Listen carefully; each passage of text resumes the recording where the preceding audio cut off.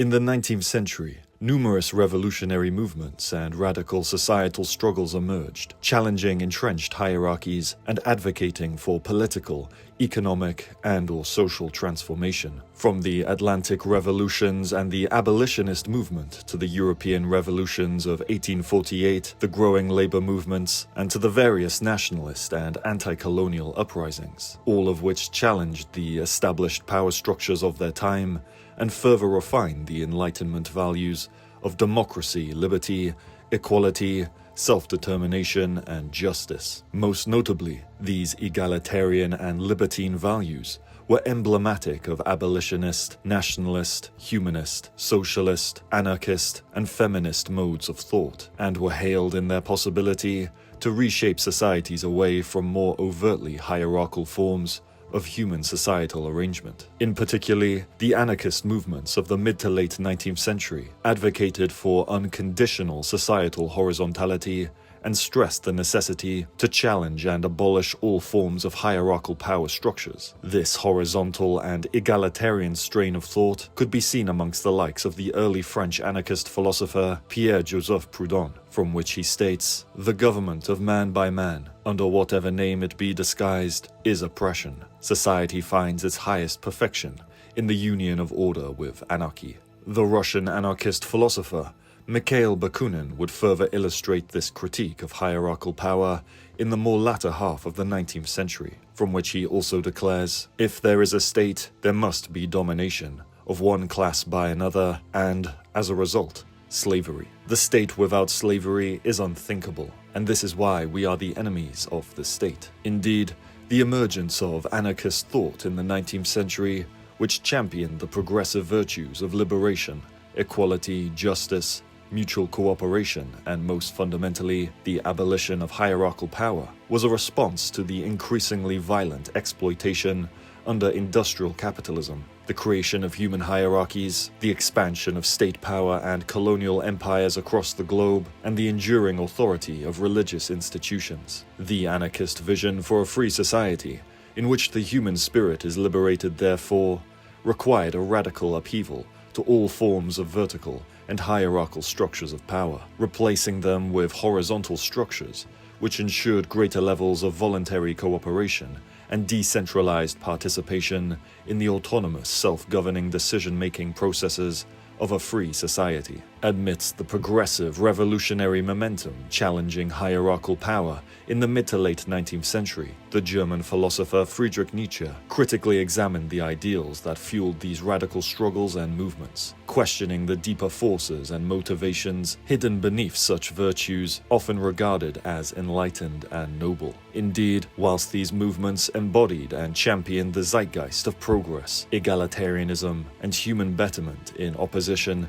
to the enduring dogmas of religious, state, and economic power structures, Nietzsche's skepticism argues that they remain inherently tied to the very value systems they purport to oppose. From this inquiry, he asserts that, "I am full of suspicion and malice against what they call ideals. This is my pessimism, to have recognized how the higher feelings are a source of misfortune and man's loss of value. One is deceived every time one expects progress from an ideal, every time so far the victory of the ideal has meant a retrograde movement. Christianity, the revolution, the abolition of slavery, equal rights, philanthropy, love of peace, justice, truth, all these big words have value only in a fight, as flags, not as realities, but as showy words for something quite different, indeed opposite." For Nietzsche, the values and virtues expressed by such progressive movements, as firmly embodied in the destruction of the French aristocracy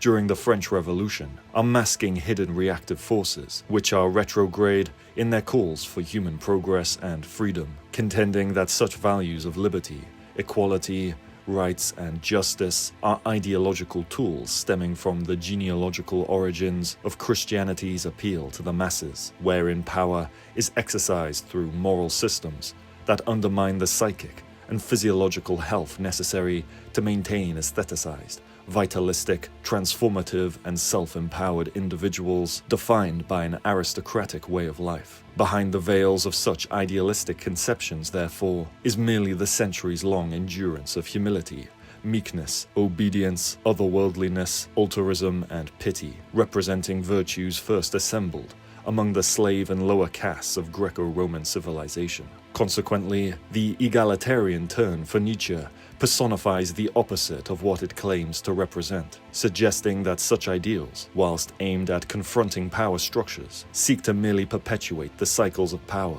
control, and conformity under a different guise, in contrast to the progressive egalitarian, who decries the malevolent corruptions of power. Nietzsche upholds and places power with the sensations of goodness and happiness, all whilst relegating Christianity to the state of weakness, declaring that what is good, whatever augments the feeling of power, the will to power, power itself in man. What is happiness? The feeling that power increases, that resistance is overcome. What is more harmful than any vice? Practical sympathy for the botched and the weak, Christianity. At a time when power was scrutinized for its vertical and detrimental effects, Nietzsche reframed power as an affirming force for life, and even considered the potential merits of classical hierarchical structures in service to the sustenance of a higher culture, as part of his broader aristocratic radicalism. Indeed, it was in the era of industrial secular modernity for Nietzsche that man is most bereft of meaning, valuation, and affirmation of existence, as the demise of traditional metaphysical foundations and aristocratic cultural hegemonies in the wake of colossal technological and scientific advancements has uprooted human existence, forcing individuals to confront the abyss of a reality devoid of transcendence and moral clarity. All that seemingly remained in the vast expanse of this techno-scientific revelation of existence was the lingering carcass of Christian morality, which modern secular humans had yet to fully discard. These lingering nihilistic moral values, Nietzsche believed, were suppressing the vital forces and drives required to birth a new mode of human existence and flourishing in the secular modern era. Hence, amid this condition of nihilism, Nietzsche saw the call to embrace power as more urgent than addressing the consequences of exclusively hierarchical forms of power. Although Nietzsche starkly contrasted his philosophy to the egalitarian vision of anarchism, their critiques of industrial modernity nevertheless overlapped and often addressed modern formations of power, albeit from differing perspectives. As Nietzsche saw it, modern power operates through democratic and egalitarian protocols, primarily as a means of leveling individuals, harboring conformity, and ensuring infantile dependencies upon the state, mass culture, and bureaucratic institutions. In doing so, it suppresses vital, independent wills and redirects the energies of life into debilitated herd-like conditions in service to modern regimes of power. Crucially, at the core of Nietzsche's aristocratic response to the massification of human life were the profound transformations unfolding in a modern unified Germany during the mid to late 19th century. From these changes, Nietzsche's philosophy emerged as both a critique of the forces driving nationalism, industrialization, and democratic leveling, and a vision for a new configuration of cultural and spiritual renewal that sought to transcend the mediocrity of the herd and bring forth higher, individuated, self-mastered individuals who will spearhead the way for the overcoming of nihilism. Prior to the unification of Germany in the 1860s, the region was a fragmented collection of independent late feudal states, descending largely from the collapse of the Holy Roman Empire in the aftermath of the Napoleonic Wars. Spanning from the North Sea to the Adriatic, the German Confederation was composed of numerous diverse Germanic and Central European populations, each adhering to distinct regional cultures, traditions, feudal societal structures, and modes of life and thought. Rural peasant village-based communities found largely in Bavaria maintained deeply ingrained agrarian ways of life, whilst urban dwellers found notably in the Rhineland were deeply tied to guild-based craft traditions and emerging industrial economies. In Eastern Prussia, a powerful aristocracy of landowners,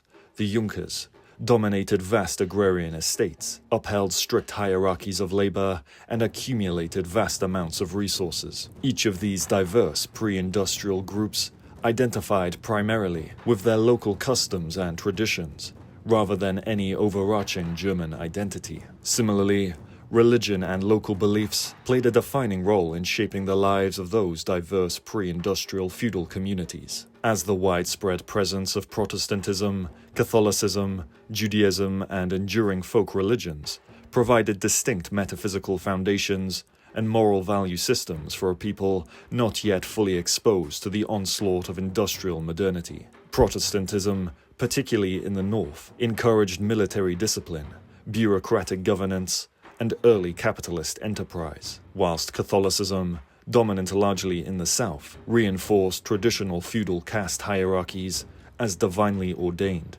and morally just. Judaism, present in both rural villages and urban centers, had its own cultural and religious networks, whilst folk religions and regional superstitions continued to enchant and influence everyday life. In all such cases, the persistence of feudal hierarchies and deeply rooted religious metaphysical convictions offered a sense of stability, providing pre-industrial societies with a structured and consistent way of life and thought. Crucially, this architecture of value and meaning positioned human existence as an integral microcosm within a larger, divinely ordained moral cosmological order. Most people in early 19th century Germany did not move very far from where they were born.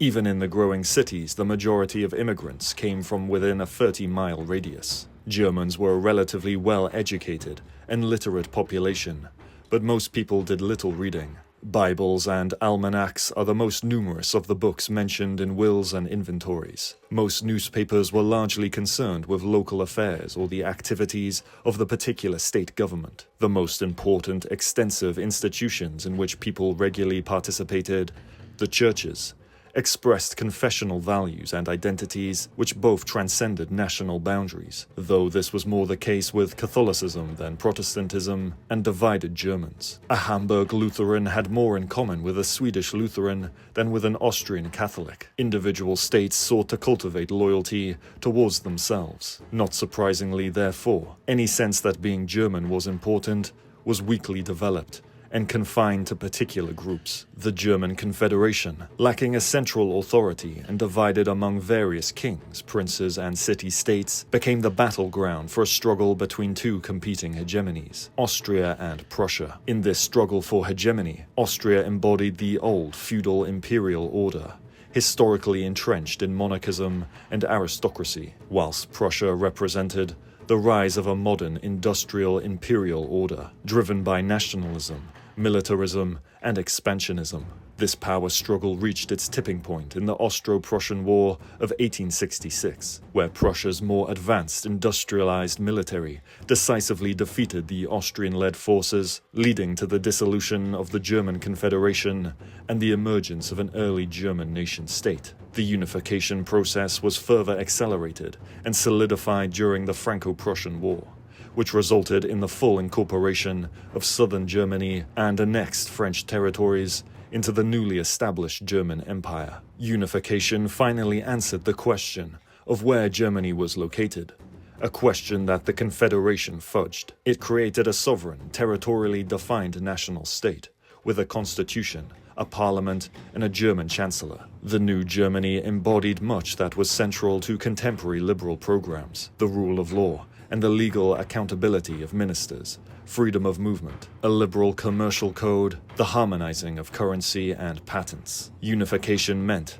that there was now a Germany on the map, as well as a Germany in the head. This had paradoxical results. On the one hand, the characteristic 19th century process of state building worked after 1871 to create Germans rather than Prussians or Bavarians or Saxons. A common flag, anthem, and currency fostered German identity within the boundaries of the new nation-state, even if other identities, religious, regional, dynastic, did not disappear. Although born a Prussian, Nietzsche in his early years expressed a growing admiration for what he perceived as the grandeur of long-standing German cultural, aesthetic, and intellectual history, revering Germany's great thinkers, poets, artists, and musicians: Friedrich the Great, Johann Wolfgang von Goethe, and Friedrich Schiller, to name a few. The young Nietzsche was also favorable to the prospects of German unification and the rising nationalist cause. However,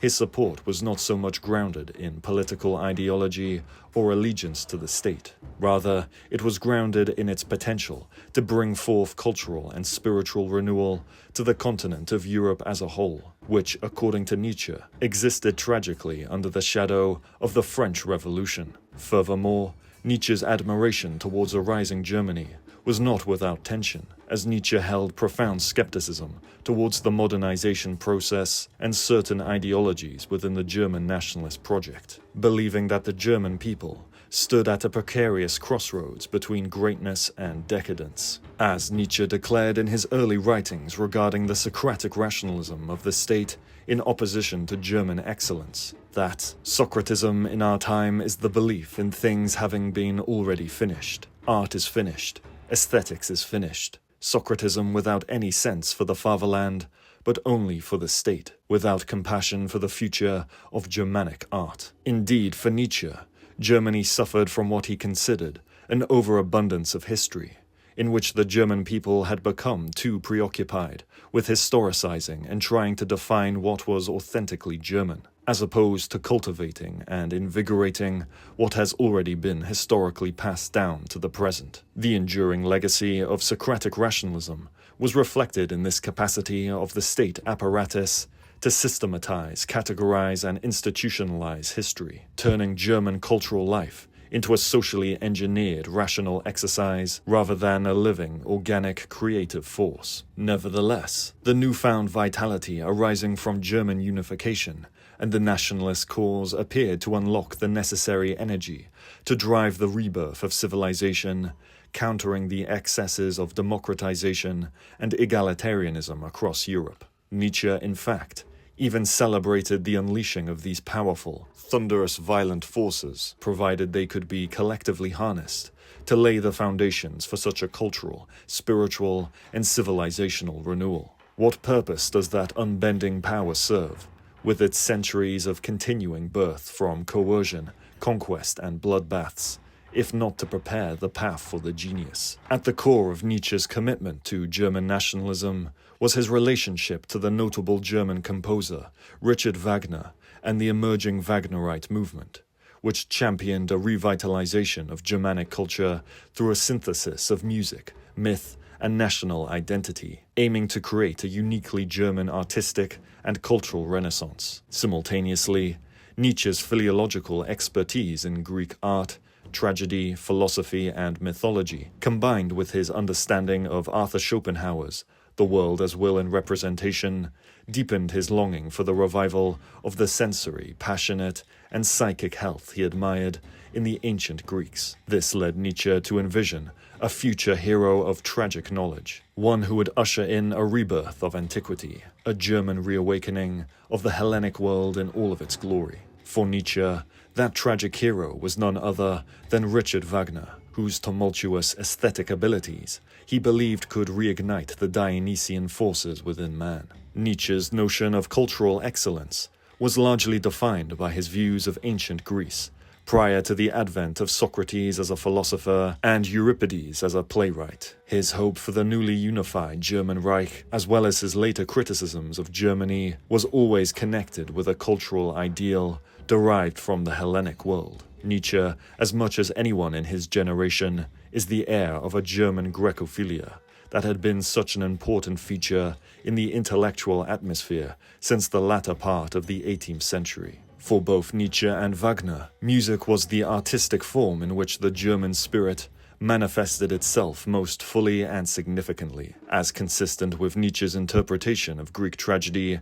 and Schopenhauer's philosophy, music was a direct manifestation of the will, a fundamental force underlying all of human existence. Music, therefore, through its tones, melodies, and rhythms, had the power to convey the deeper, visceral, tragic, and irrational aspects of human life that, according to Nietzsche, had been repressed by the enduring legacies of Socratic rationalism and Christian morality. For Nietzsche, the compositions of Richard Wagner powerfully embodied this vitality and energy, reflecting the essence and condition of the German people and their potential for a revitalized cultural renaissance. Reflecting this vision, Nietzsche's infamous 1872 work, The Birth of Tragedy, offered a philosophical foundation for the Wagnerite movement, positioning Wagner as the modern artistic figure most suited to capture the intensity and depth of human passion, suffering, and desire as archetypically expressed by the tragedians of ancient Greece. By channeling this primordial force within the German spirit,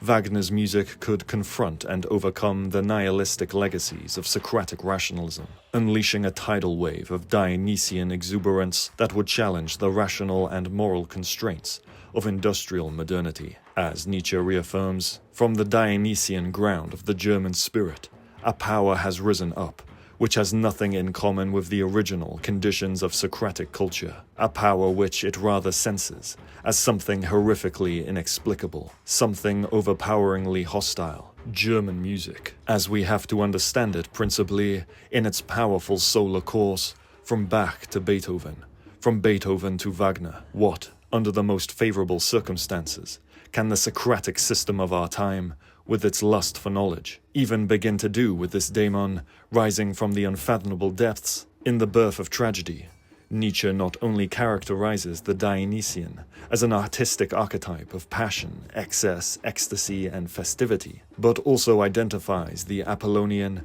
as its counterpoint, embodying order, reason, and form. In this context, Nietzsche contends that modern Germany has over-identified with the Apollonian, and that a harmonious rebalancing of these two artistic forces, as exemplified in the works of ancient playwrights like Aeschylus and Sophocles, is required for the remaking of the German spirit into a powerful, ingenious force with the potential to reshape the course of the German nation and European civilization at large. Crucially, Nietzsche's disavowal of the political in favor of harmonizing the inner spirit with outward societal form is evident in his early writings in Untimely Meditations, from which he declares, "Let me say expressly that it is for German unity in the highest sense that we strive, and strive more ardently than we do for political reunification. The unity of the German spirit and life after the abolition of the antithesis of form and content, of inwardness and convention."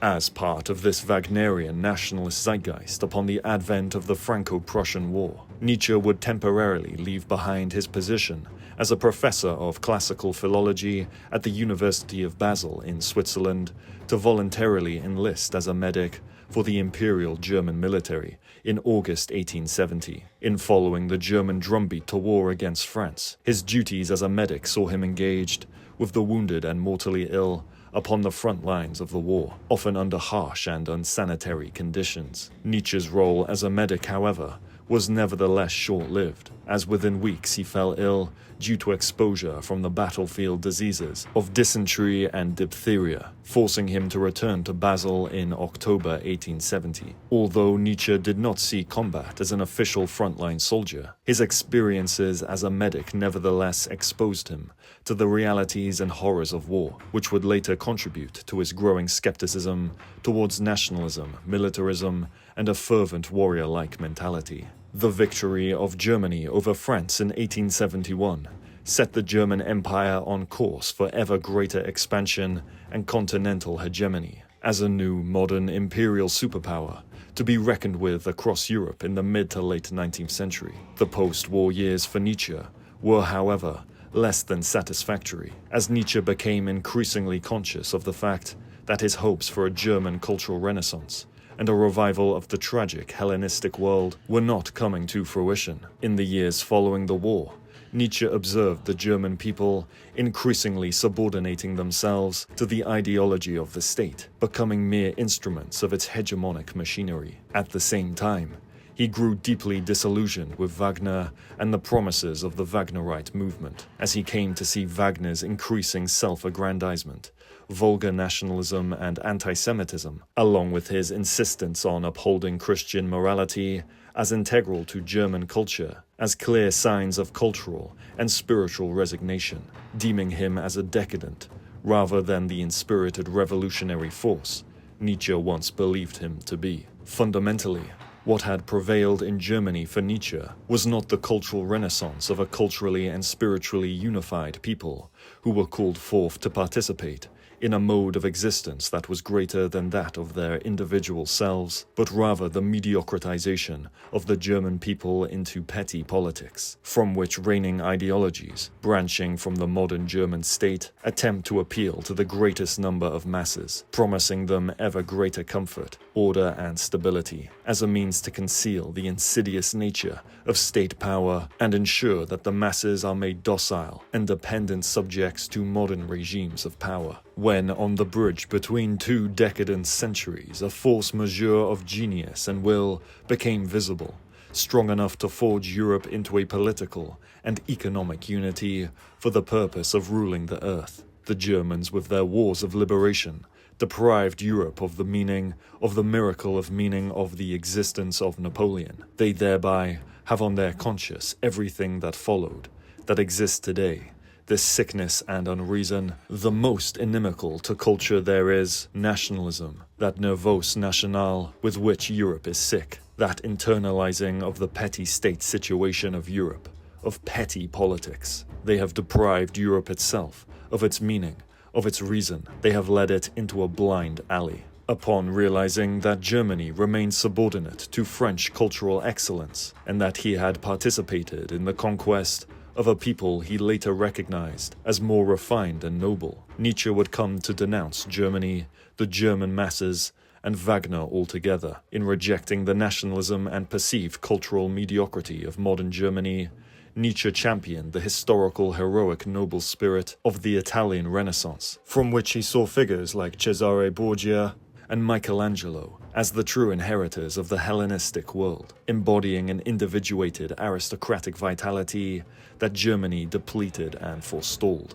Additionally, Nietzsche envisioned a new pan-European nobility, which he referred to as the Good Europeans, a free-spirited nobility that would transcend national and cultural boundaries so as to amend what Germany failed to achieve in the revitalization of European civilization. This new elite would cultivate the strength, intellect, and artistic genius necessary to overcome the nihilism and decadence that he now painfully associated with his fatherland. For Nietzsche, Germany stood in direct antithesis to the possibility of civilizational renewal, as the heir to the historic legacy of the Lutheran Reformation, a movement led by the 16th century German priest Martin Luther, whom, according to Nietzsche, brought an end to the Italian Renaissance and reinstated the nihilistic values of Christian morality upon Europe. In this historical context, Nietzsche declared that the Germans deprived Europe of the seriousness, of the meaning of the last great age, the age of the Renaissance, at a moment when a higher order of values, when the noble life-affirmative values which guarantee the future had achieved victory at the seat of the antithetical values, the values of decline, and even into the instincts of him who sat on it. Luther, that fatality of a monk, restored the church and, what is 1,000 times worse, Christianity, at the moment of its defeat. Nietzsche's perception of his fatherland was largely at odds with the reigning discourses of his time, as whereas Nietzsche saw a nation that was yet to give birth to a refined culture of noble excellence, many pioneering figures of German modernization and industrialization perceived themselves as living at the end of history, believing they existed in the most rational and perfected form of civilization, from which culture had been fully developed and completed. Indeed, throughout the mid to late 19th century, the German state-building enterprise oversaw the development of an array of specialized socio-technical apparatuses and institutions, which were designed to cast out the remnants of pre-industrial societal arrangements and aristocratic privileges in favor of reproducible national state uniformity and a singular national identity defined in relation to a universal civil code. Prominent figures in Germany's modernization process, such as Heinrich von Treitschke, argued that the German nation should serve as the ultimate expression of the German people, uniting them under a singular civilizational identity and a shared historical destiny in service to the state. Further efforts in modernization, industrialization, and scientific advancement during this period all gave rise to expanding biopolitical bureaucracies, a growing urban working class, a strict military corpus, and the gymnasium system, which trained emerging intellectuals in rationalist disciplines such as mathematics, science, and other forms of technical knowledge, so as to wed such expertise to the demands of an industrial society and the modern state-building project. The newly arising ventures of such specialized forms of knowledge enabled the country to conduct its first population census in 1871, recording a formidable presence of 41 million people across its territory. In this sense, Germany's newfound strength was not only to be found in its decisive military victory over France following the Franco-Prussian War, but additionally within its expanding population. After all, Otto von Bismarck famously declared prior to German unification that a modern Germany would be forged through blood and iron, implying not only the necessity of material force and industrial strength, but also a deeper, almost post-human imperative, where man and machine are bound together in the shaping of the nation's destiny. Upon ascending to the position of Imperial Chancellor, Bismarck launched the Kulturkampf, or cultural struggle, in 1871, a 7-year campaign aimed at diminishing the enduring influence of the Catholic Church and asserting state authority over religious affairs. 12 years later, he spearheaded the creation of the world's first welfare state, implementing health and social protections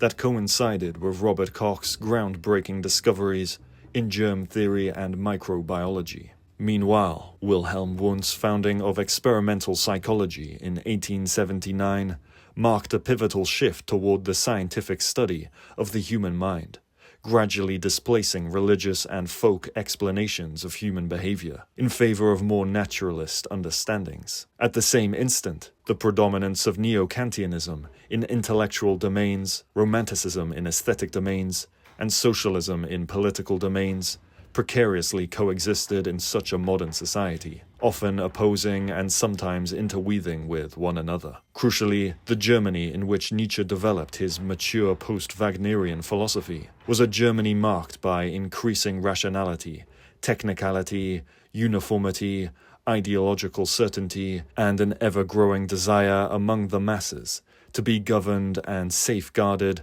by an imperial figurehead. As the historian Martin Kitchen declares regarding the historical distinctness of the German state in the mid to late 19th century, that the German Empire of 1871 was a secular state, and although the majority of the ruling elite was Protestant, it had no specific denominational affiliation. As a modern secular state, it was involved in far more issues involving the individual than its absolutist predecessor had been. Indeed, it was legitimized by the very fact that it intervened in the personal lives of its subjects. It demanded that they sacrifice their lives in war, set the parameters within which the economy functioned, took over responsibility for the education of the young, and for the welfare of the elderly and the disadvantaged. It alone had the legal right to join couples together in matrimony. Modernity involved more state, with the gradual elimination of institutions that mediated between the individual and the state. This is the reverse of the situation today, when modernization implies less state,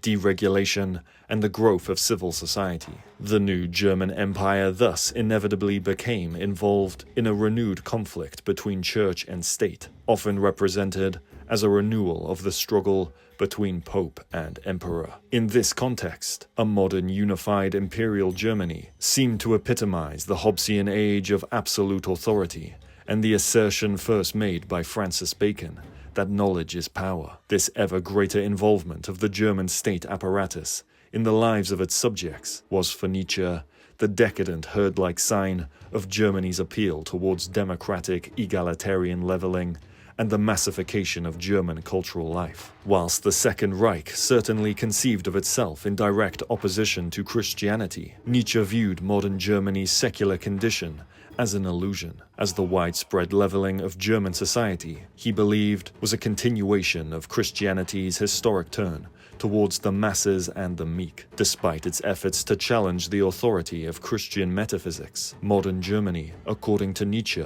nevertheless retained a Christian value system aimed at preserving the moral foundations of equality, humility, and submission. At the core of Christianity, therefore, was not its metaphysics, but its morality. I condemn Christianity, with its anemic and holy ideals, against health, beauty, well-being, intellect, kindness of soul, against life itself. I call Christianity the one great curse, the one great intrinsic depravity, the one great instinct of revenge, for which no means are venomous enough, or secret, subterranean and small enough. I call it the one immortal blemish upon the human race. It is an error to consider social distress or physiological degeneration, or worse, corruption as the cause of nihilism. Distress, whether of the soul, body, or intellect, cannot of itself give birth to nihilism. Such distress always permits a variety of interpretations. Rather, it is in one particular interpretation, the Christian moral one, that nihilism is rooted. For Nietzsche, the enduring legacies of Christian morality and Socratic rationalism were deeply intertwined in shaping the conditions of nihilism, an affliction not only evident in Germany, but permeating the entire modern world. Socrates, through his relentless pursuit of reason, had extinguished the tragic wisdom of the ancient Greeks, whilst Christianity had further inverted the noble, aristocratic values of power, vitality, and ingenious self-creation that once defined the elite Greco-Roman spirit. This genealogy of decline reached its most potent expression in the German state, where, instead of cultivating a people devoted to self-empowerment, greatness, artistic brilliance, and cultural renewal, it nurtured a society increasingly blemished by mediocrity, resentment, fixations with technical knowledge, and blind faith in rational progress. The state, rather than being a vehicle for higher human flourishing, had become a force of ultimate stagnation. In this context, Nietzsche famously condemned the state as the death of peoples and the coldest of all cold monsters, a soulless entity that subjugated the spirit rather than elevating it. This revelation into the realities of the German nation-state ultimately led Nietzsche to shift his philosophy away from a vision of power rooted in German culture and the guiding authority of the state, and toward a more independent, pre-modern, worldly-orientated, and post-human conception of power and overcoming of nihilism. From an early age, Nietzsche was immersed in the values, traditions, and piety of Lutheran Christianity, with his father, Karl Ludwig Nietzsche, serving as a Lutheran pastor, though he later abandoned his religious convictions. Through his studies in classical philology, Nietzsche remained notably shaped by the Christian worldview, which influenced his secular critique of Christian morality, particularly his stances on the death of God and the nihilism embedded in Christian moral values. In many subtle ways, therefore, his call for the overcoming of nihilism draws from Christian soteriology, which emphasizes the redemption and elevation of the human soul beyond its sinful natural condition. However, Nietzsche reinterprets this doctrine not as salvation through divine grace, but as a call for humanity to surpass itself through self-overcoming, the creation of new values, and the assertion of the will to power, without reliance on divine authority. As the Anglican priest and Nietzsche scholar, Giles Fraser reaffirms of Nietzsche's commitment to human redemption, that Nietzsche is obsessed with the question of human salvation. It is an obsession that is formed in his childhood through the pietistic upbringing given to him by family and teachers. And despite the fact that he becomes an atheist, he continues passionately to explore different ways in which the same basic instinct for redemption can be expressed in a world without God. Nietzsche's work is a series of experiments in redemption. That is, Nietzsche's work is primarily soteriology, experiments to design a form of redemption that would work for a post-theistic age. Morality for Nietzsche in this context has always held soteriological qualities in its ability to refine and perfect the human, making the human more holistically enhanced in its existence to a given society. Although Nietzsche's call to cast out the enduring legacies of Christian morality and reshape the conditions of humanity takes place in the context of a world devoid of God, his Christian upbringing provided the essential groundwork from which such a secular declaration could emerge. The foundational influences on Nietzsche's doctrine of the will to power can be traced back to his classical and philological studies upon the ancient Greeks, most notably the pre-Socratics and the great tragedians. The ancient Greeks, who placed a central focus on the cultivation of an aesthetic, tragic mode of existence, expressed this most sufficiently through their philosophy, art, music, dance, myth, athletics, theater, and poetry, which were typically conjured in relation to the agon, which personified the Greek struggle for greatness and excellence. For Nietzsche, the Greeks embodied humanity's highest form of metaphysical activity, as their approach to life sought to confront the fundamental aspects of human existence, not by retreating from them, but by embracing, aestheticizing, and elevating the most visceral passions and senses of its elite population. Among the pre-Socratics, Nietzsche felt a deep affinity with the works of Heraclitus, who famously declared, "You can never step in the same river twice." This statement captured an ancient awareness to the constant flux and transformation inherent in the material world, where everything exists in a perpetual state of becoming. For Heraclitus, this illusion of permanence was embodied in the element of fire, whose flame remains in constant motion, endlessly reconfiguring and reconstituting itself. The Heraclitean imprint on Nietzsche's philosophy is most apparent in his rejection of fixed, essential identities and objective truths. As for Nietzsche, existence is defined by continuous transitions, and truth is always reassembled to align with human development and the ongoing processes of human becoming.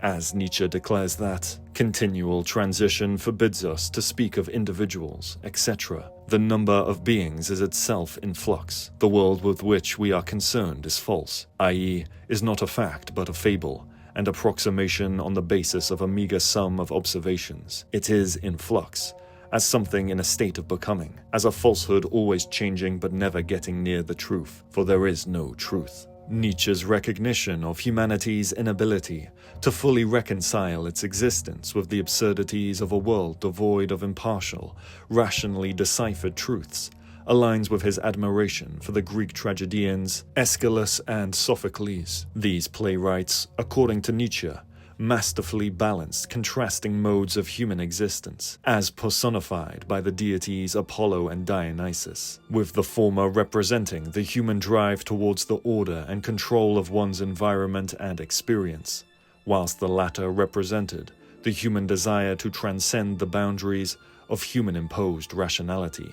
Greek mythology, in its most fundamental sense for Nietzsche, represented this dynamic interplay of forces and drives, equating the gods with earthly elements and distinctly human-bound characteristics and psychological traits. A crucial foundation to Nietzsche's understanding of the ancient Greeks was further shaped by Schopenhauer's philosophical distinction between representation and will, or as Nietzsche reframes it, between everything physical in the world and what is metaphysical. Schopenhauer, in response to Kant, critiques the dualistic separation between the phenomenal realm, the world as it appears to us, structured by our cognitive faculties, and the noumenal realm, or the unknowable thing in itself. Unlike Kant, Schopenhauer argues that humans can obtain glimpses into the thing in itself through experience of their own bodily drives, desires, and personal sufferings. In these experiences, he sees a reality beyond mere representation, a world governed by will, an unrelenting force that perpetually strives yet never attains final satisfaction. This endless cycle of unsatiated drives leads Schopenhauer to his pessimistic philosophy, in which life is defined by an insatiable will to life. To escape this suffering, he advocates for aesthetic contemplation, compassion, and asceticism as pathways to momentary relief from the will's unceasing demands. In Nietzsche's reading of Schopenhauer's philosophy, he takes up Schopenhauer's account of the will, but instead of perceiving its unrelinquishing force as a sign of suffering and pessimism, Nietzsche inverts Schopenhauer's account and champions the will, not merely as a will to life, but as a will to ever greater human unfolding and becoming, that shapes new forms of existence and ways of life that enhance the psychic abilities of the human to live flourishingly in a tragic world that does not otherwise conform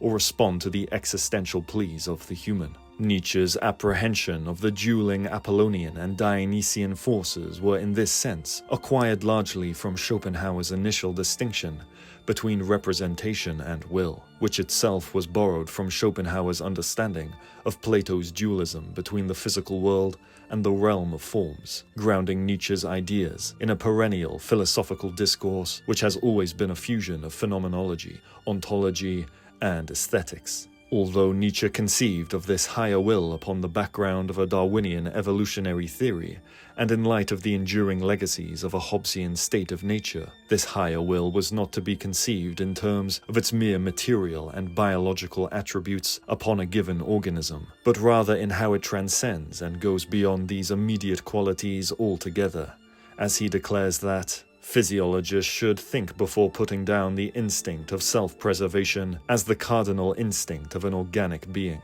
A living thing seeks above all to discharge its strength. Life itself is will to power. Self-preservation is only one of the indirect and most frequent results. In the case of humanity, the will to power over the will to life cannot be reduced to a singular human drive, but is rather the drive behind all other drives.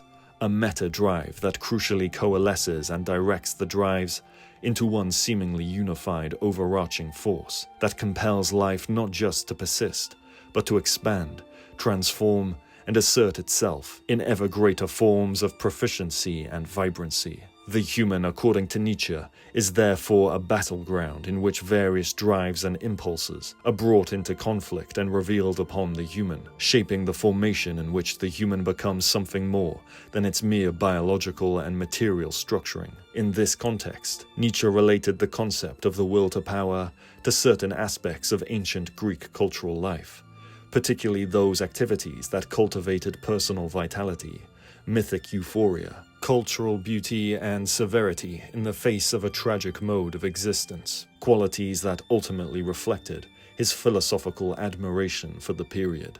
Between Heraclitean flux, Dionysian theodicy, and a semi-deterministic view of existence, Nietzsche envisions the world as a vast game of chance, where fate and accident shape reality without any inherent moral or teleological direction. Within this great cosmic dice roll, endless sequences of events unfold, generating ever-shifting relations, forces, and experiences that continually reshape the course of existence. Though free will is extinguished within this ceaseless oscillation of movement towards becoming, freedom itself is not entirely negated, as the will to power compels life toward ever greater expressions of itself with heightened realizations and manifestations of the will. In contrast to the Platonic Christian framework, which regards the material world as defined by suffering, requiring otherworldly escape, Nietzsche rejects the ascetic renunciation of the material world and instead postulates amor fati, or the love of fate, in which one affirms life in its totality, placing the affirmation and embrace of human tragedy and contingency above its mere burdensome endurance for greater human flourishing. As Nietzsche asserts that, my formula for greatness in a human being is amor fati, that one wants nothing to be different, not forward, not backward, not in all eternity, not merely bear what is necessary, still less conceal it, but love it. In a post-theistic era, Nietzsche's concept of the will to power provides an alternative functioning to the Platonic Christian notion of the divine, which radically differs from any sense of the Abrahamic deity. Instead of a benevolent, moralistic divine entity who oversees an unchanging sinful world, which seeks to align its creation with moral teachings of the good, Nietzsche's notion of the divine, as aligned with the will to power, is one of sheer force, vitality, and ever-assembling forms of creation that streamline into all living beings and organisms, providing their existence in a multitude of amoral dimensions. Here, matter is neither inert, substance-based, or defined in relation to human moral qualities, but rather a dynamic flux of forces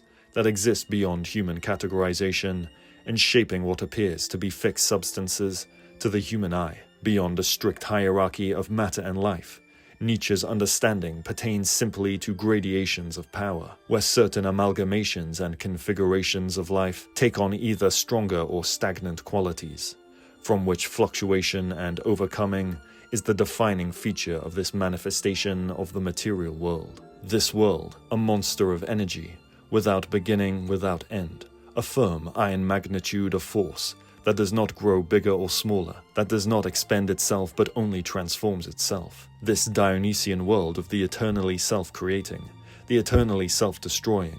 This world is the will to power, and nothing besides. And you yourselves are also this will to power, and nothing besides. In defining the etymological origins of the word good, or bonus in Latin, Nietzsche traces its origins back to the Latin word dunus, which Nietzsche speculates has its origins close to war and warriors, as opposed to strictly moral origins. In this sense, goodness evokes an origin of greatness, expansion and assertion by a warrior caste of peoples. Indeed, central to Nietzsche's historical apprehension upon the origins of Christian morality is his genealogical inquiry into what he identifies as slave and master morality, with the latter representing the value systems of aristocratic peoples and the former representing the values of subdued peoples, focusing particularly on the Roman Empire and the hierarchies established by the Greco-Roman elite over its vast Mediterranean subjects. Nietzsche contends that the earliest formations of Christian morality and its ascetic dualisms emerged from this civilizational tension. According to Nietzsche, the Greco-Roman elite were once a barbaric people, defined by their overwhelming strength in numbers, inflicting military violence upon vast populations and subjugating them under a colossal imperial entity, for which the conquered masses now were condemned to serve such an imperial system, either as an underclass or as slaves. Following from the warring conditions in which the foundations of Roman civilization were laid, a once barbaric warring peoples, led by a great military Caesar, undergo cultural and spiritual sublimation, from which their once warring tendencies are shed, refined and smoothed out over time, giving rise to a new sensuous, harmonious, and aestheticized mode of existence. By contrast, a once peaceful peoples are made brutish and vulgar, defined by their bodily physicality as an undercaste that exists to discharge physical force in the form of servile menial labor. These two distinct castes, however, are defined by their distance to one another, or what Nietzsche considers a pathos of distance, which enables the Greco-Roman elite to maintain the psychological and physiological conditions in which a higher noble caste exercises its distinct mode of life. As Nietzsche reaffirms, every enchantment so far in the type of man has been the work of an aristocratic society, and that is how it will be again and again, since this sort of society believes in a long ladder of rank order and value distinctions between men, and in some sense needs slavery. Without this pathos of distance, that other, more mysterious pathos could not have grown at all. That demand for new expansions of distance within the soul itself, the development of states that are increasingly high, rare, distant, tauntly drawn and comprehensive. In short, the constant self-overcoming of man. The noble caste always started out as the barbarian caste. Their supremacy was in psychic, not physical strength. They were more complete people. From this condition, the Greco-Roman elite are defined by their abilities to self-define their existence and self-legislate values that enhance their noble ways of life and their relationship to the earth, which psychologically augments their feelings of power in the world. By contrast, the reality of the servile castes is predetermined in their hierarchical relations to the elite, from which they cannot actively define themselves and/or legislate their own values, as hierarchical power is persistently exercised against them, externally framing their existence. Although the elite, aligned with master morality, are content with the power they wield through the hierarchical structures they oversee and superintend, they inadvertently give rise to a new insidious form of power, one that psychologically and physiologically manifests upon the very caste they considered most lowly in power. Indeed, through prolonged cruelty, punishment, and enslavement that offers no possibility for enacting physical revenge against that of their masters. The energies of the servile castes are forced inward, yearning for the same feelings of power as felt among the elite. Endlessly confronted with a hostile and oppressive world, the servile castes begin to elevate their own subordination, enshrining and sublimating it in moral virtue. The slave revolt in morality, therefore, marks the moment when continued patterns of collective resentment become creative and self-sustaining in what Nietzsche coins as ressentiment, the energy from which one's subjugation and weakness becomes sanctified as virtuous and holy. From this inversion of values, the promise of an otherworldly afterlife emerges, offering either salvation as compensation for suffering or damnation as retribution for the powerful. The beginning of the slaves' revolt in morality occurs when ressentiment itself turns creative and gives birth to values. The ressentiment of those beings who, denied the proper response of action, compensate for it only with imaginary revenge. Whereas all noble morality grows out of a triumphant yes to itself, slave morality says no, on principle, to everything that is outside, other, non-self, and this no is its creative deed. This reversal of the evaluating glance, this essential orientation to the outside instead of back onto itself, is a feature of ressentiment. In order to come about, slave morality first has to have an opposing, external world. It needs, physiologically speaking, external stimuli in order to act at all. Its action is basically a reaction.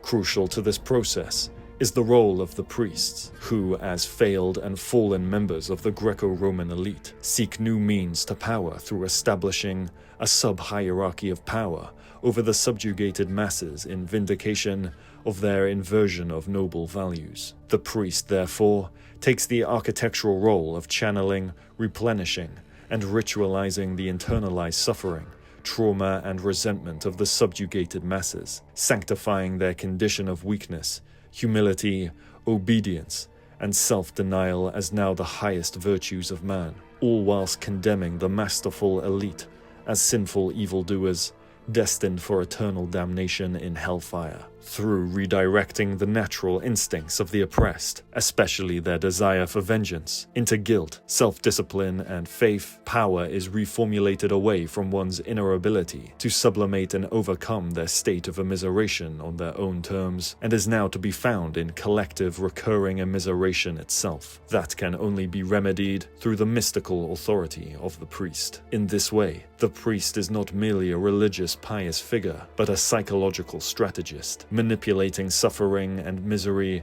into a tool of mass control. Nietzsche's story is psychological.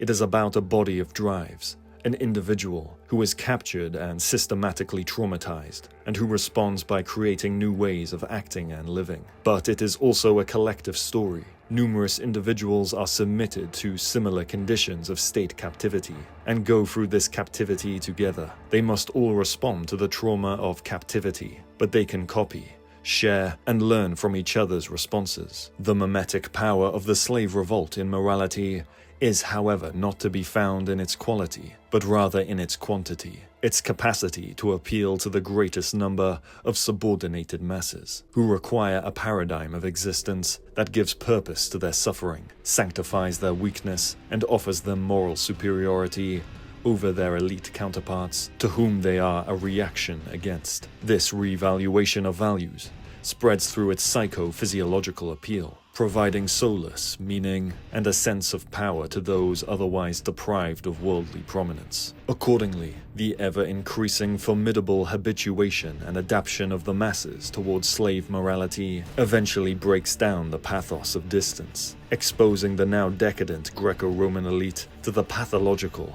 self-punishing, and punitive otherworldliness of Christian slave morality. Through the cunningly exhortative oratory of the priests, the once great masters internalize a guilty consciousness, viewing their own vitalism, joy, and self-assertiveness as sinful and worthy of damnation. The official adoption of Christianity as the imperial religion of the Roman Empire would, according to Nietzsche, sanctify the victory of the lowest values over Roman and subsequently Western civilization. As the Christian turn of phrase, "Blessed are the meek, for they shall inherit the earth," reigned supreme across the ages. In contending the legacies of Christ and Caesar over Rome, Nietzsche declares that, which of them has prevailed, Rome or Judea? But there is no trace of doubt. Just consider to whom you bow down in Rome itself today. As though to the embodiment of the highest values, and not just in Rome, but over nearly half the earth. In this timeline, however,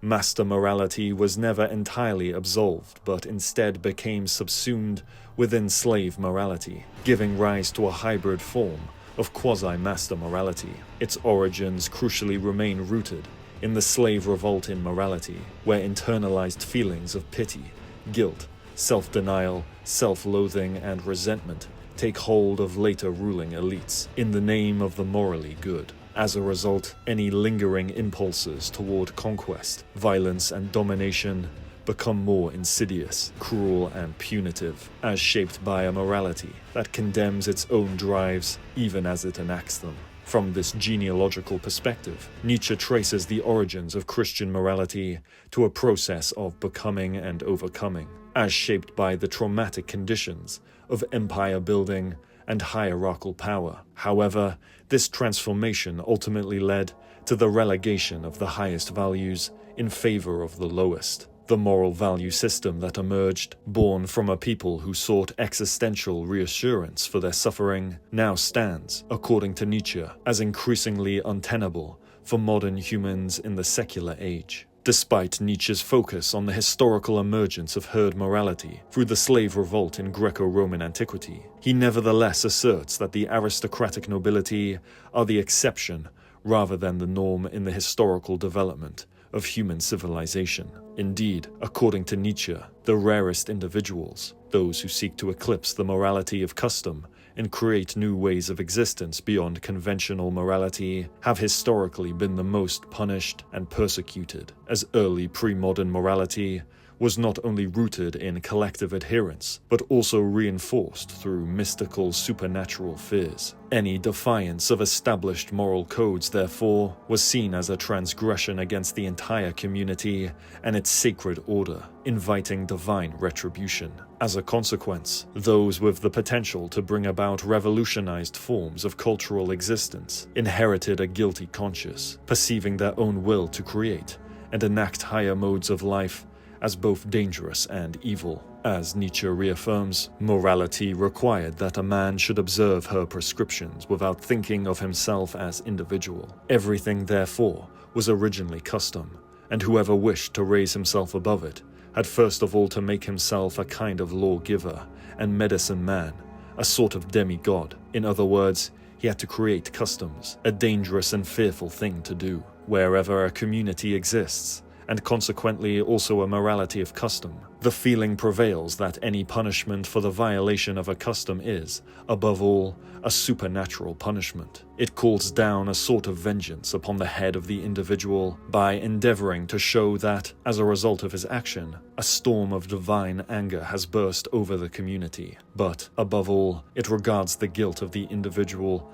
more particularly as its own guilt, and bears the punishment of the isolated individual as its own punishment. And every individual action, every individual mode of thinking, causes dread. It is impossible to determine how much the more select, rare, and original minds must have suffered in the course of time by being considered as evil and dangerous under the dominating influence of the morality of custom. Originality of every kind came to acquire a bad conscience. In contrast to the Darwinian and social Darwinian discourses of his time, Nietzsche rejected the notion that natural selection favors the strongest and most well-adapted individuals. Instead, he argues that human societal development tends to suppress the most exceptional and exalted members of a given society in favor of hereditary customs, collective predictability, and order. Far from celebrating this archetypical standard of great noble individuality over the ignoble herd-like weak, Nietzsche suggests that the strong must ideally be protected from the weak, from which he states that What surprises me most when I survey the broad destinies of man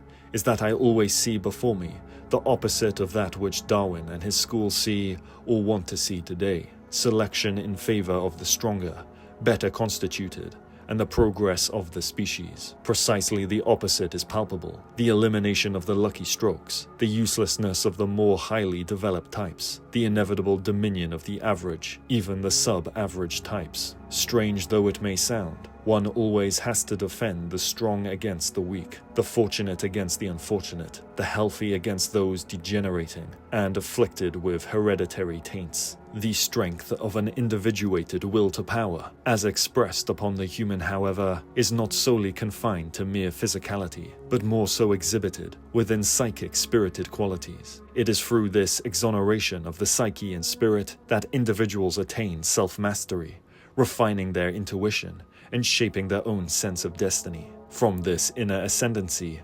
arises an exalted sense of freedom, benevolence, and abundance, a harmonious way of being and relating to the earth that flows both inward, invigorating the self, and outward, influencing others with a natural and effortless grace. Additionally, the higher noble type is crucially defined by a rare combination of severity and innocence of consciousness. Rather than reacting impulsively to the world around them, the higher noble type engages life and the world around in an active, interested, measured, merciful, and dignified manner, honoring that which enlivens their inner senses and passions, and filters that which degenerates the spirit. From here, the higher noble type defines which experiences, influences, and relations enhance their perceptions of the world and their own personal vitality. Crucially, unmarked by a guilty conscience, the noble type signifies an ability to move beyond resentment, from which they play an active role in shaping their life world, as opposed to being shaped entirely at the mercy of external forces. A well-turned-out person pleases our senses, that he is carved from wood that is hard, delicate, and at the same time smells good. He has a taste only for what is good for him. His pleasure, his delight cease where the measure of what is good for him is transgressed. He guesses what remedies avail against what is harmful. He exploits bad accidents to his advantage. What does not kill him makes him stronger. Instinctively, he collects from everything he sees, hears, lives through his sum. He is a principle of selection. He discards much. He is always in his own company, whether he associates with books, human beings, or landscapes. He honors by choosing, by admitting, by trusting. He reacts slowly to all kinds of stimuli, with that slowness which long caution and deliberate pride have bred in him. He examines the stimulus that approaches him. He is far from meeting it halfway. He believes neither in misfortune nor in guilt. He comes to terms with himself, with others. He knows how to forget. He is strong enough, hence everything must turn out for his best. In contrast to the higher noble type, who seeks to share in and celebrate the life-affirming successes of others, Nietzsche also identifies the weak, reactive, and resentful type, who, in addition to being confined by a slave morality, represents a primitive, earlier stage of human development. In this existence, marked by scarcity, a combative and divisive psychological state prevails, where difference and novelty among others are viewed with hostile contempt, as Nietzsche suggests that the unpleasant character who is full of mistrust, consumed with envy whenever competitors or neighbors achieve a success, and violently opposes all opinions not his own, demonstrates that he belongs to an earlier stage of culture, and is thus a relic, for the way in which he traffics with men was the apt and right one for conditions obtaining during an age of club law. He is a retarded man. Another character who readily rejoices with his fellow men, wins friends everywhere, welcomes everything new and developing, takes pleasure in the honors and successes of others, and makes no claim to be in the sole possession of the truth, but is full of a different mistrust. He is an anticipatory man, striving towards a higher human culture. The strength of one's inner power is evident in their ability to refrain from expending energy on overpowering, dominating, and leveling the world around them. More precisely, true power is demonstrated in the capacity to command, inspire, and influence harmoniously, without ever needing to lay a finger on another. The reactive type reveals a weakness and frustration of power, in contrast to the higher noble type, whose self-mastered and self-cultivated will to power naturally draws others towards them with elegance and grace in their sheer presence of being. Nietzsche's mature doctrine of power represents his philosophical emphasis on the transition from physical force to mental and spiritual power. The actions of insecure individuals who are lacking the inner sense of self-importance and power are mostly preoccupied with regaining and fortifying their fragile sense of selfhood. Hence, their acts of revenge cannot be properly motivated by the attitude of amor fati. He or she, therefore, lacks the truly genuine spiritual power which Nietzsche's psychology extols. Genuine power seeks an autonomous overcoming of the self, while revenge evades self-responsibility and only attempts to augment one's power by exploiting and mistreating external objects. The actual exploitation of others, or even the disposition to do so, signifies the absence of both autarky and authenticity, attaching to personal genuine power. It can only result in a perpetual chain of vengeful and aggressive acts. As consistent with Nietzsche's conception of the will to power, the human drive to control, order and categorize the material world, eliminating whatever appears to threaten our constructs of reason and scientific understanding, is not an objective feature of human perception, but rather an expression of the modern human will to power, which manifests in the imposition of laws, methods, sequences, and numerical structures upon reality, shaping the world into something seemingly intelligible and static for the interests of empirical scientific observations. However, this intelligibility is nothing more than an artificial framework designed to simplify the chaos and flux of reality, further allowing us to navigate and exercise resourceful dominion over the material world. As the British philosopher Terry Eagleton reaffirms of Nietzsche's position that the mind does not conform to the way the world is,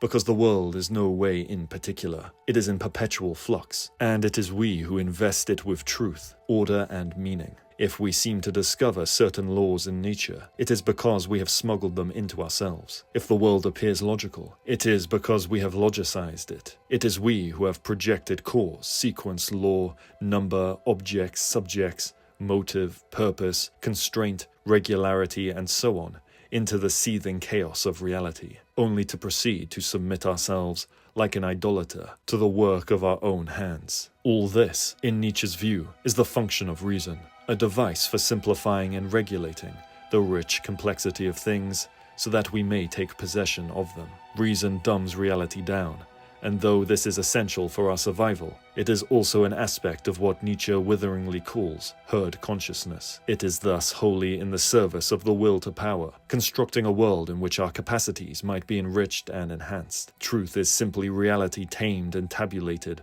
by our own practical needs, made regular, calculable, and to that extent falsified. It is a fiction we need in order to survive and flourish. Untruth is thus a condition of life. In this sense, Nietzsche undermines the Kantian distinction between subject and object by rejecting the idea of a stable, rational subject that passively receives and organizes reality through a priori categories of cognition. Whilst Kant assumes a structured framework of human cognition that imposes order on the phenomenal world, Nietzsche sees both subject and object as mere linguistic and psychological constructs, simply emerging from the human will to power. Rather than a rational, stable subject, Nietzsche envisions an unstable subject defined equally as much by irrational instincts and drives, which allows for more prolific and volatile acts of interpretation in the perception of what is real. In this view, truth is not the correspondence between rational thought and the a priori structures through which we experience the phenomenal world, but a human invention, crafted in service to survival, power, and the imposition of meaning onto an otherwise chaotic world. The world seen from within, the world defined and designated according to its intelligible character. It would simply be will to power, and nothing else. The material world which Nietzsche fundamentally describes is a world teeming on the brink of perpetual transformation, from the smallest of particles to the vastest of ecosystems. Consider, for example, the way plants engage with their environment, utilizing sunlight, water and nutrients to fuel their growth toward ever greater heights and make manifest more intricate and elaborate forms. Similarly, on a molecular scale, the interactions between atoms and molecules form complex structures that continually transform, taking on new organizations and functions that reflect the ceaseless drive of matter to assert itself in ever more dynamic and adaptive ways. In this respect, the very fabric of material reality is alive, dancing in a process towards becoming and ever greater manifestations, as Nietzsche reaffirms of an intricate world of complex events and relationships, that the world apart from our condition of living in it, the world that we have not reduced to our being, our logic and psychological prejudices, does not exist as a world in itself. It is essentially a world of relationships. Under certain conditions, it has a differing aspect from every point. Its being is essentially different from every point. It presses upon every point resists it, and the sum of these is in every case quite incongruent. Moreover, the human being, as a microcosm of interwoven forces, emotions, and drives, has historically been identified and shaped by various power structures that refine, harmonize, and elevate these impulses into consolidated moral standards. Moral systems, then, are not reflections of objective ethical truths, but rather strategic mechanisms for regulating internal conflicts and dangerous instincts. Rather than serving solely as benevolent guides to human flourishing and meaning, the genealogy of morality is deeply tied to humanity's attempt to master its own nature, a process of self-domestication that prevents humans from being overwhelmed by their own instincts and channels them into structured forms of civilizational disciplining. The slave revolt in morality is itself an extension of this sublimation, emerging as a means for repressed and internally conflicting drives to find expression in a moral order. By taming and sublimating these instincts, the masses discovered greater potential for self-discipline and self-mastery. According to Nietzsche, the path to becoming a master of oneself and overcoming the inner turmoil of the soul is an essential component of any morality-building process. All these moralities that address themselves to the individual for the sake of his happiness, as one says, what are they but counsels for behavior in relation to the degree of dangerousness in which the individual lives with himself, recipes against his passions, his good and bad inclinations, insofar as they have the will to power and want to play the master. The late 19th century for Nietzsche, however, marked a profound debasement and degeneration of the will to power, where the world becomes ensnared by decadent, self-destructive values that ruined and leveled out the modern human, stifling any vital instincts toward the spontaneous proliferation of the human relation to the earth. In this sense, the human domestication process had gone full circle, reaching its penultimate culmination in what Nietzsche considers the last man, a human who perceives themselves existing at the end of history, without a single consideration for their existence or for the possibilities of becoming, drifting indifferently between small pleasures and comforts, all whilst at the mercy of external ideologies and systems of power. The last man fundamentally inhabits a world devoid of worldliness, a dead world of nothingness, beyond the immediacy of small sterile pleasures and comforts. In such conditions, where humans exalt and embrace the most sickly of values, the corruption of the human species, and the emergence of nihilism and powerlessness are felt more intensely, as Nietzsche asserts that, I call an animal, a species, an individual corrupt when it loses its instincts, when it chooses, when it prefers what is injurious to it. A history of the higher feelings, the ideals of humanity, would almost explain why man is so degenerate. Life itself appears to me as an instinct for growth, for survival, for the accumulation of forces, for power. Whenever the will to power fails, there is disaster. My contention is that all the highest values of humanity have been emptied of this will, that the values of decadence, of nihilism, now prevail under the holiest names. For Nietzsche, however,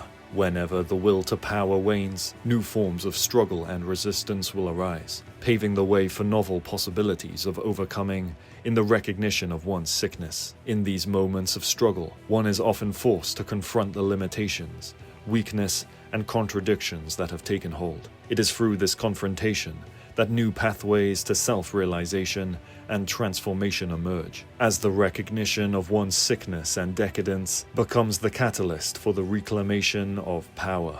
Therefore, what initially appears as a sign of weakness or decay transforms into a necessary phase of becoming, leading to deeper understandings and more profound expressions of the will to power. In Nietzsche's call for humanity to realign itself with the underlying, ever-changing vehemence of the world and to overcome the obsolete values of a bygone era, along with the artificial constructs used to suppress and level out the earth, he identifies both slave and master morality as necessary, but ultimately limiting stages in human becoming. Whilst these moralities have played crucial roles in shaping the human throughout history, Nietzsche argues that they must both be sublimated in favor of the Übermensch, or overman ideal, an archetype of being who has revolutionized, transcended, and reforged the very conditions of humanity, expanding new horizons of possibility, and continuously reinvigorating cosmic human wonder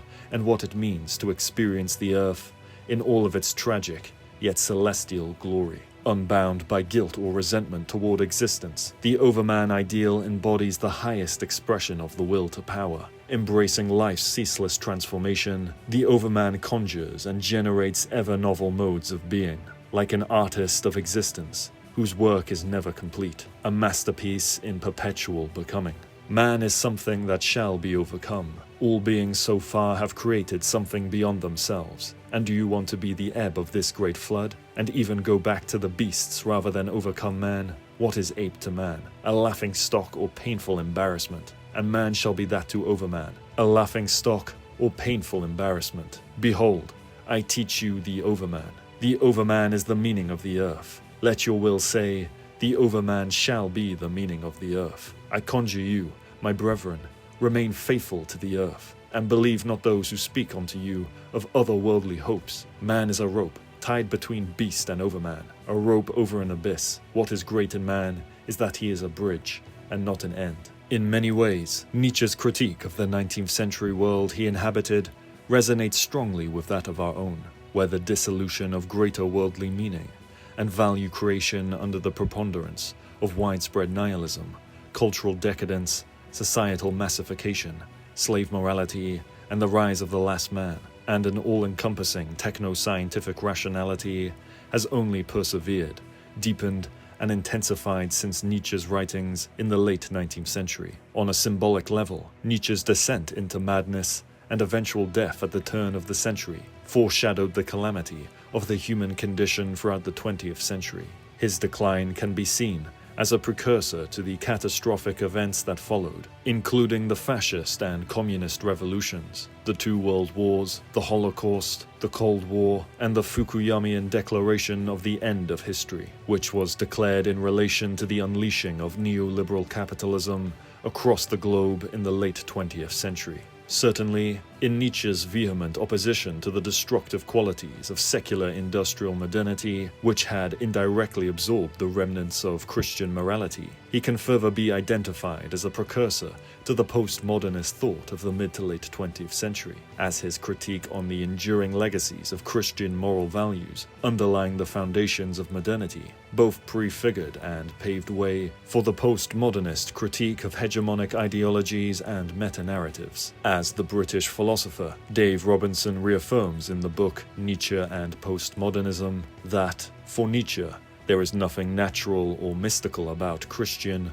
or any morality. It is an ideology like any other, and based on denial. It encourages a belief in the repression of instinct and thwarts creative energies. As a moral code, it produces dull, static, and conformist societies that dampen down human potential and achievement. What is true of Christian ethics is equally true of political philosophies that rely on myths like those of the autonomous individual and social contracts. Societies built on such doctrines merely answer the needs of the weak and insecure. In this sense, Nietzsche's skepticism laid a crucial foundation for later postmodern thought in emphasizing power formations, genealogical contingency, social constructions, anti-essentialism, certain degrees of perspectivism and relativism, and a critique of Enlightenment ideals. As the most prominent 20th century postmodernist philosophers, such as Jean-François Lyotard, Michel Foucault, Jacques Derrida,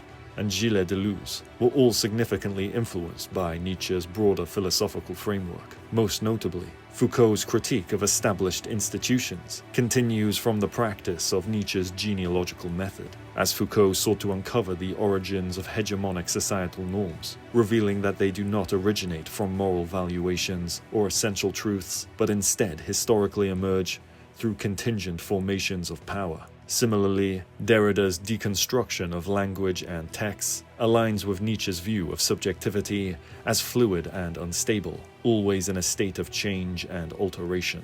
In addition to Nietzsche's original concern over the decline of a higher culture and the rise of a herd-like society that suppresses the transformative vital forces of life, the American historian Lewis Mumford and his concept of megatechnics reflects a similar diagnosis, as these modern systems of power alienate individuals from the organic rhythms of nature, erode personal autonomy, and replace authentic experience with mechanized rationality.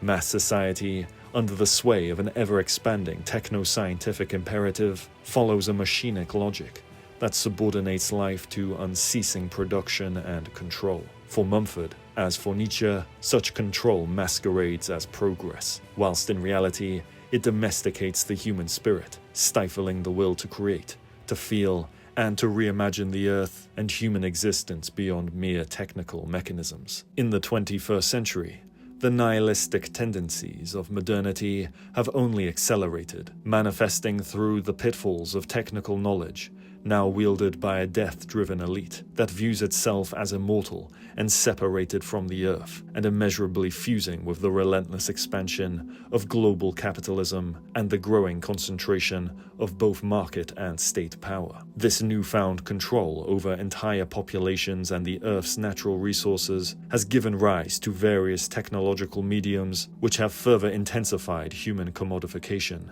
fueling the massification of human life and the homogenization of consumer desires, where individuals conform to predictable, mass-produced, and easily surveilled modes of existence. Furthermore, technoscience and market logic have become the new idols of human salvation in their call for ever greater mastery and production of the Earth's natural capacities, thereby reducing human beings to sheer biomass to be manipulated as units of productivity and consumption, all whilst ultimately threatening to extinguish the human under the weight of its own mega-technical civilization. Imperialism, militarism, and violence continue to be glorified as signs of strength and power, whilst hyper-individualism, alienation, and a deepening resentment towards life are indicative of a humanity severed from its relations to the Earth. The Earth is now seen as a mere inert, objectified background to the stage of human existence, perceived either as a resource to be exploited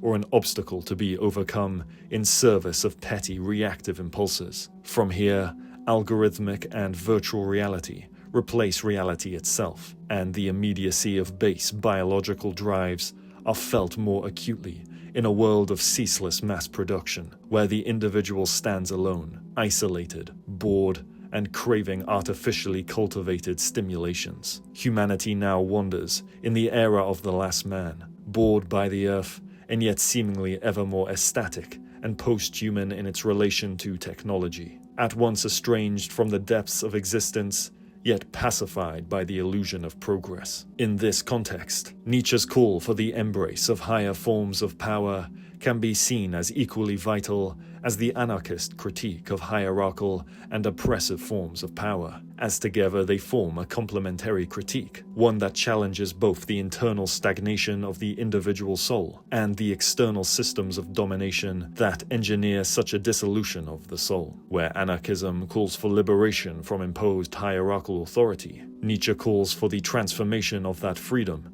into a willful, generative force, a reawakening of the human spirit that does not simply reject power, but redefines it from the ground up. For the Italian philosopher Gianni Vattimo, in reflecting on Nietzsche's radical critique of modernity's severe, deterministic and hyper-objective conception of the material world, he underscores Nietzsche's call to summon art and aesthetics as essential constructive mediums through which the human can reshape the world and provide flourishment to their existence, even if it requires a profound act of illusion or creative deception, not as a means to escape the world, but to simply reimagine it. As Vattimo states that, there is only one world, and it is false, cruel, contradictory, seductive, meaningless. A world so constituted is the real world. We need lies in order to conquer this reality, this truth. That means in order to live. Metaphysics, morality, religion, science, these are considered merely as various forms of lying. With their aid, life can be believed in. Life should inspire trust. Presented in these terms, the task is immense. In order to solve it, man must naturally be a liar. More than anything else, he must be an artist. Metaphysics, morality, religion, science, all simply monstrous products of his will to art. In acknowledging the tragic nature of existence, Nietzsche sees the great legacies of metaphysics, morality, religion and science not as timeless truths grounded in the fabric of reality, but as elaborate fictions, creations no less imaginative than an artist's work on a canvas. These structures, far from revealing any inherent logos, are simply aesthetic constructions that allow humanity to perceive the world as if it were imbued with a higher order of being. Crucially for Nietzsche, therefore, the task of living, as part of the re-evaluation of values, is not the pursuit of objective truth, but the artful act of continuously shaping an exalted illusion, of creatively reimagining humanity, reality and the world, so that existence becomes not only bearable, but even beautiful.